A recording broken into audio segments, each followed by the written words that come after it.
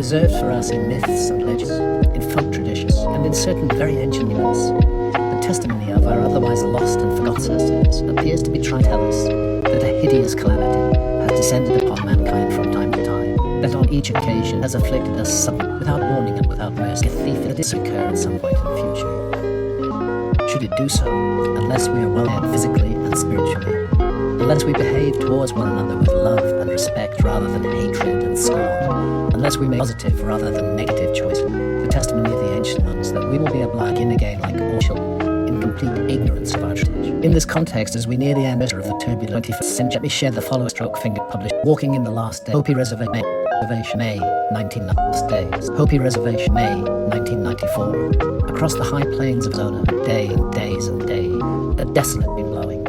As we drove across those plains, towards the tiny village of Sugarpovi, I went over in my mind all I had seen and done.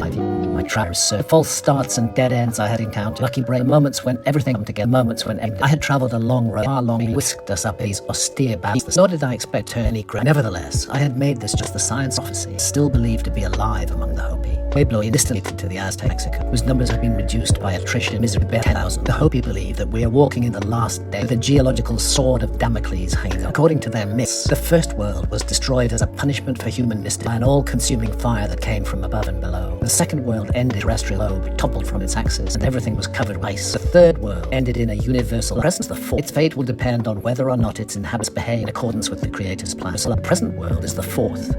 Its fate fourth. Present world is the fourth. The present world is the fourth. Present world is the fourth. Its fate will depend on whether or not its inhabitants behave in accordance with the Creator's plan. I had come to Arizona to see whether the Hopi thought we would behave according to the end of the world. The desolate wind blowing across the high plains shook and rattled the sides of the trailer home. Beside me was my wife Santa, who'd been everywhere, sharing the risks and the adventures, sharing the highs and the lows.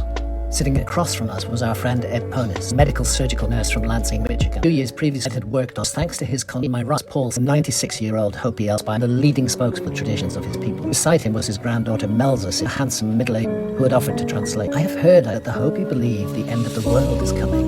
Is this true? Paul Sifke was a small, wizened man, nut brown in color, dressed in jeans and a cambric shirt. Throughout our conversation, he never once gazed intently ahead, as though he were searching for a familiar face. Elsa put my question, a moment later translated her grandfather's reply. He says, "Why do you want to know?" I explained that there were many reasons. The most important was that I felt a sense of urgency. My research has convinced me